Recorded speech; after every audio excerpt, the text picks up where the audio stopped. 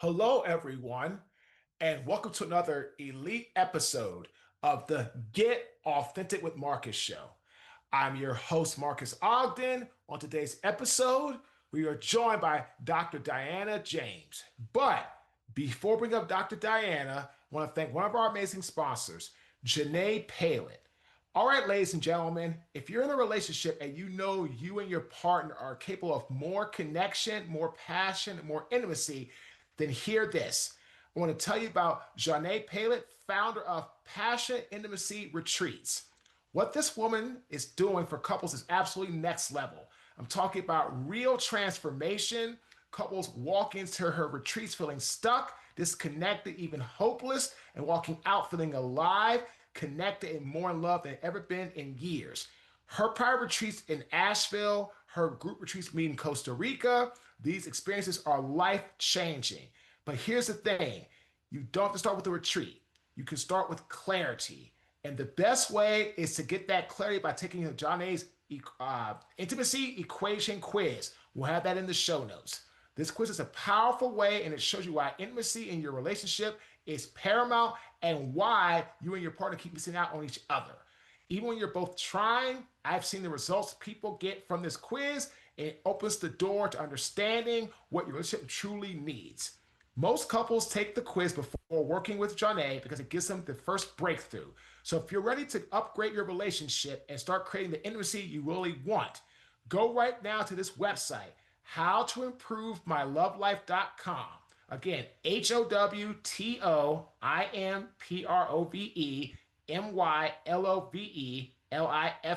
HOWTOIMPROVEMYLOVELIFE.com. Don't wait, don't put it off. Your relationship is worth the work. And this is where the transformation truly begins. Now, here she is, Dr. Diana. How you doing, Dr. Diana? I'm doing great, Marques. I hope you are. I'm doing well, thank you. Dr. Diana, first question. What does the word authentic slash authenticity mean to you? Great question. Authentic means original, and I'll Mhm. explain why. I think people today ascribe a certain feeling or emotion to the word authentic, usually positive. You're saying if someone's being authentic, that's a good thing. But if you think of authentic, much like a piece of art, you found a piece of art in your attic and you take it to an art dealer and they say, oh, that's an original, authentic Monet. Doesn't necessarily mean that it's a good piece of art or that it's a bad piece of art. It just means it's an original piece of art. So Mhm. when I hear authentic, I think original. I love that. Ladies and gentlemen, it's being original. Good or bad is not really what Dr. Diana is referring to. It's more about being original and knowing yourself. It's kind of the old saying, to thine own self be true. And again, I tell people all the time, if you are true to yourself and you're happy with yourself, you're always winning in life. So be original, be true, be you. Dr. Diana, please tell us more about your backstory and the work you're doing now currently to help people in your business. Certainly. Well, my name is Dr. Diana James. I have a PhD in leadership studies. I am a published author, public speaker, and private coach. I help women navigate an alternative path to corporate leadership. Hmm. And I say an alternative path because I believe that women face a very broken corporate ladder. Many of us are familiar with the term the corporate ladder, climbing the corporate ladder, hand over hand and getting to the top. And I don't know if everyone's heard, though, of the phrase the broken rung on the Hmm. corporate ladder. That is a mythological spot on a ladder where women seem to stop making the climb. We all enter lower management at about a 50-50 male-female ratio. Hmm. But by the time we get to the C-suite, women only occupy 29% of them. So they Oh. say that somewhere along the climb, we're falling off. Now, I don't really buy that personally because I don't know a lot of women, and I think you're a married man. You probably don't know a lot of women either who are that frail, who are inconsistent, who are not strategic enough to find a way to climb. I tried to present to people that the corporate ladder was never built with women in mind, that we, in Mm. fact, have to find a different way. And my research from my dissertation was just that. It was giving voice to successful female leaders and asking them, how'd you get there? And as it turns out, in my research, I saw that there were lots and lots of studies about women in leadership. There were studies about why we shouldn't be leaders. There were studies about how they could fix us to become better leaders, but no one was asking the women themselves, what is it that you need to become a successful leader? Mhm. And that became my passion to, in my research study, give voice to the women, let them hold the microphone and talk about what it is they need, especially in a DEI deficit that we live in today. Dr. Diana, this is very interesting. I have a client. Her name is Colleen, and she is fantastic and she is awesome. And the company that she is at, they do a lot of great stuff and they do a lot of great things. But she was saying how there's not a lot of women at the C suite role. Now, she is in a C suite role within the organization and she's immaculate. She's funny. She's lively. She's energetic. She's brilliant. She is an absolute dynamic chief marketing officer. So I love the work that she does, and I love the position that she is in because her position is well deserved at her organization. My question for you is, right, Dr. Diana, based off your research, right? What do you think it is, or where do you feel that women are could use your assistance, right? And kind of like pinpointing things they want to do to continue to really get the roles that they deserve. Because I believe the same thing you do. I believe, like my father always taught me, hire the best person for the job, period. Man, woman, minority, why it doesn't matter. He said, hire the best person for the job. My dad was doing that, right, Dr. Diana, back in the late 1970s, early 1980s. So he was a pioneer. But I would love to hear your thoughts, your wisdom from your research on what is missing from what you found, and how do you help women to get into that position to get the roles in the C-suite levels that they truly deserve. Absolutely. So when I talked about the broken ladder, when I think of the ladder that exists for men, that was developed for men. I mean, if we think about it, women really haven't been in these positions for all that long. Certainly in yours or my lifetime, this is a new phenomenon. It was 1978 that the Pregnancy Discrimination Act was done away with. Before that, you could just fire a woman because she got married or because she decided to have a child. And then 1988 was when women became able to build businesses. Before that, I couldn't even have had a checking account or gotten a loan without the signature of a man who could have been my husband or even my son. And that's just in 1988. 2009 was the Lilly Ledbetter Equal Pay Act that said that they had to pay women and men the same amount. That's not that long ago. So what I found in my research is that the ladder was built for men, and it's tall and it's strong and it's shiny and it's made of steel, and they just go hand over hand right to the top. But the ladder that women are served looks more like a rickety little step stool. Honestly, it's made of wood, it's splintered, and it's certainly not built for the climb. So, in my research, what I found amongst all of these successful women is that they employed the same group of strategies over and over and over and over again to get to the top. So, what I did is I called these strategies, I put them together and I called them the secret stairs. That's even the name of my book, is The Secret Stairs. And in that, I teach 8 common strategies that are leveraged in uncommon ways for women to get to the top. Dr. Diana, I wrote this down Again, it's all about the ability to get to the top, ladies and gentlemen. But I love what you said about you interview people who have been there. And I call that wisdom.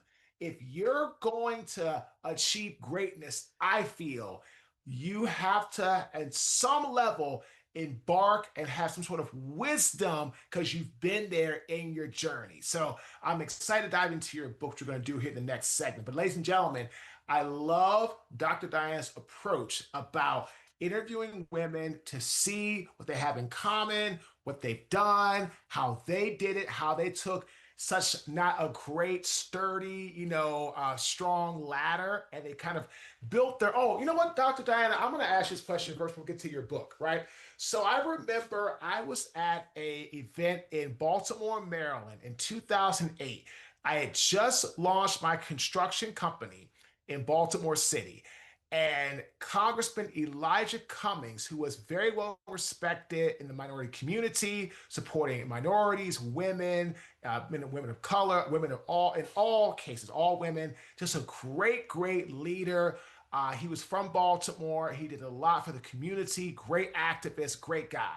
He actually spoke at this event at Morgan State University, a historical black college in Baltimore, Maryland. And what Congressman Cummings said is that someone in this room was going to create their own table and invite minorities to sit at the table and do business. My question is, right, Dr. Diana, what are your thoughts on what Congressman Cummings referenced about creating the table and allowing people to come to the table who have not historically been given a fair chance, come to the table and do the work that they have earned the right to do? Well, first I have to say I have a soft spot in my heart for HBCU. I graduated from North Carolina A&T, Aggie Pride. Okay, very nice. But to answer your question, the table sounds very much like the secret staircase that I reference in my study. The secret stairs, women have to climb this staircase as opposed to a ladder. They're steps by steps. You don't necessarily have to take them all at once. You don't even have to take them in order, quite honestly. You just need to follow the staircase to get to the top. But once you've gotten there, turn around. Turn around and reach out and help someone else climb the staircase. And I'll be honest with you, when I came up in the business world, my expertise comes from 30 some years as a corporate executive, as well as my leadership PhD. And when I was in leadership myself, as I was climbing myself, I found that there were very few people that were reaching a hand down to me. One, because there weren't any women up there to reach down. My Generation X, were really amongst the first women to get to the top. And so often we were struggling and fighting and trying to find our way to get there, with no one giving us assistance, or very few people giving us assistance, that once we got there, there was a selfishness where we weren't reaching back to help others. We were so worried about protecting our position that we didn't think about bringing others along with us. So that's something that I really try to, well, actually, it's my impetus for being right now. I feel like I might have missed the mark when I was in the corporate world. So now is my opportunity, through my public speaking and through my book and through opportunities like this, to help bring those women along. Help them become darn good leaders, is what I say in my keynote address, actually. So yeah, I think it's essential that we reach down and help others make the climb. This is awesome, Dr. Diana. So let's now get to your book, The Secret Staircase, right? You kind of made some references about what it's about and all that kind of good stuff, but can you be more specific to, I know you wrote this book to help give women a blueprint of how to climb the corporate ladder. So I got that. What is the actual mission and mantra of the book overall? I know why you wrote it, but what is the main mission, main mantra, main takeaway that you would like your audience to get from reading The Secret Staircase? I would say my main mantra would be that they should understand that there is a way to get there, that Mm. they do belong at the table or on the staircase, or frankly, at the pinnacle of that staircase. You know, it's interesting. My story kind of began 30 some years ago when I entered the corporate world. I was very successful as a leader, corporate meetings, strategy sessions, boardrooms, corner offices. Um, but I did it all without a college degree. Mm. And that may not sound like much to people, but it had always been understood that the positions I was in required a bachelor's degree, if not a master's. Now, no one ever asked me, but I never told either. And I felt like I was lying through omission. I felt like a fraud. Um, I had imposter syndrome at its very best. Uh, and so in 2010, I moved away from the corporate world to open my own business. And I had a small inheritance from my deceased mother. And I Mhm. decided that this was the time for me to go get that education. So at Mhm. the age of 47, I enrolled in my freshman year of college. And 3 years later, I graduated summa cum laude with a bachelor's degree in leadership studies, went right into the master's program, graduated with a 4.0 2 years after that. And then I thought, good job, girl, you're done. You're a real leader now. Insane thought. Um, but a little voice in my head said, no, no, you're not quite done yet. So I Mhm. went ahead and went on to get my PhD. And, you know, 5 years after that, I'm now almost 60 years old and I'm sitting at my kitchen table with a doctorate in one hand and about $100,000 worth of college loans in the other. Mhm. And I said to myself, you know what? You'd always been a darn good leader. You hadn't been a fraud. You hadn't been an imposter. You belonged at the table. You deserved what you had. And that's when I realized that, if you will, I'd always been authentic. I'd always been an original. I didn't need papers to do it. And I really strive to help other women understand that story and let them know it's not too late. There's a place for them. Dr. Diana, I really respect this because, ladies and gentlemen, having a degree or a piece of paper does not make you better than somebody else that doesn't have that, right? It's like, oh, I have a PhD. You don't have a college education or a college degree. I'm better than you. Absolutely not, right? Because again, knowledge is one thing, but I always want someone that has wisdom. Again, life experiences make us who we are. That is a big thing I believe in and I have always believed in. You must learn how to bet on yourself and you have to trust the wisdom that you've gained. So I love that last segment because again, it's not about papers or degrees and stuff like that. It's about what do you bring to the table from your life experience, the knowledge you gain, the wisdom that you have had imparted on you by the actions you have done that make you the winner big time. So, Dr. Diana, please now let's shift. Tell us about your keynote speaking. What is your custom keynote title? And or who do you like to speak for? What type of audiences? I like to speak primarily to women's audiences, first of all, and it can be in any industry and they can be of any age if they have an aspiration for leadership in some capacity. Um, I also enjoy speaking to mixed audiences of men and women because I'm hoping that my message will help create allies along the way and help these gentlemen understand how they can help raise the women that they know, raise them up in the world of corporate leadership. My keynote is the same as my book. It's called The Secret Stairs and an Alternative Path to a Broken Corporate Ladder. And when I get up, I share my stories and I share the stories of the women in my research study. One really interesting story, for example, would be flexibility. It sounds like an easy strategy. Be flexible and it'll help you get promoted. But there are studies out there that show that women are much less likely to travel for work, to work weekends, to work overtime, or to relocate. So if that's the case, and you're in the corporate environment and you are willing to be flexible, it gives you an immediate leg up over your competition. I did just that. Back in 1996, I was living in Ohio. I was very happy there with my job and my family and my brand new home that I just built. And then my corporate office announced that they were moving to North Carolina. And like that, all of my security disappeared. It was either move and have a job or stay where I was and be unemployed. So, my company was kind enough to fly us all down to North Carolina to visit the area and see if we might want to relocate.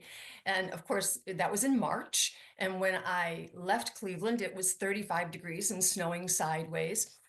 And when we landed in North Carolina, it was 77 degrees and the dogwoods were in bloom. And I kind of leaned over to my husband and elbowed him. And I said, I guess we're moving to North Carolina. But that flexibility started my journey up the ladder. I was looked at as someone a little bit different than the other women that they wanted to consider. And I was more of an asset, frankly. And that strategy continued for me throughout my career. I would move from North Carolina to Atlanta to Washington, D.C., and back to North Carolina again multiple times, just because of my willingness to move around and flexibility. And I understand that not all women have that opportunity. But there's many ways to be flexible that don't completely reserve the right to relocate your family to a different state. So those are the types of things that I teach in my keynote and in my book. I love it. So, Dr. Diana, last question. If someone wanted to get coached by you, I heard you reference that you do coaching for people as well. I'm a speaker, I'm a coach, I'm a consultant, I'm an author. So, we have a lot of similarities in that regard. When people come to you, right, Dr. Diana, for coaching, what is the main issue or the main problem they are looking for you to help solve? It's different for all of them. And that, I think the primary thing that I help them understand is what is it that's holding them back? So many women come to me and they say, I've been overlooked, I've applied, and they've chose this guy or that girl. Why am I not getting ahead? They really don't even understand what's holding them back. So the first exercise that we follow is to determine what is it that's holding them back? Is it a fear of leadership? Is it uh, the inability to voice and to put themselves out there? A lot of women, we're not taught to speak up. We're taught to sit with our legs crossed and our hands folded in our lap and be quiet, to be seen and not heard. And we have to teach women how to speak up and have a voice and tell people who they are and what they've accomplished and get noticed. I talk to them about sponsorship. Mentorship doesn't work for women. We don't have a lot of mentors to latch onto. And, studies show that when mentors work with women, they teach us about confidence and assertiveness. And when they talk and work with men, they teach them about finance and strategy. So women need sponsors instead. And the difference between that is, someone once said to me, my mentor talks to me and my sponsor talks about me. So you get a sponsor who is in those office places, who's in those meetings, who can be your cheerleader, who can almost be your agent, if you will, kind of a sports agent. They get you in the game. They make sure that people are there when you're ready to perform so they can see you succeeding in place. I love it. Dr. Diana, phenomenal interview. Great insight on how women can use what they have to grow and go up the ladder, and how they have the skill set, have the confidence, have to believe in themselves, and they have to continue to work hard and do exactly what they've always done. And the opportunities with the right coaching, the right mentorship, somebody like yourself will help them get the job and or the title and or the roles and or responsibilities that they deserve. Dr. Diana, how can our global audience get in touch with you? Absolutely. You can go to my website, www.secretstairs.com. You can find me on LinkedIn. You can find me on Facebook. Reach out to me in any one of those ways. Love it. We will have that information in the show notes. Again, we'd like to thank Johnny Palin and the Passionate Intimacy Retreats for sponsoring this amazing episode. The authentic tip of this great interview.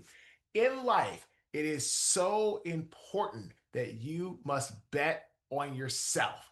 And don't allow somebody to tell you you don't have a certain paper of a PhD or this or that or a degree that you're not good enough, that you're not worthy of the right opportunity, of the right, chance. We all are worthy of the right opportunity, the right chance. We just have to take full advantage of it. Again, we just have to take full advantage of it when it comes our way.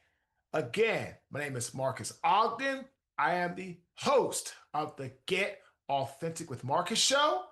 Thanks for tuning in. Have a fantastic day.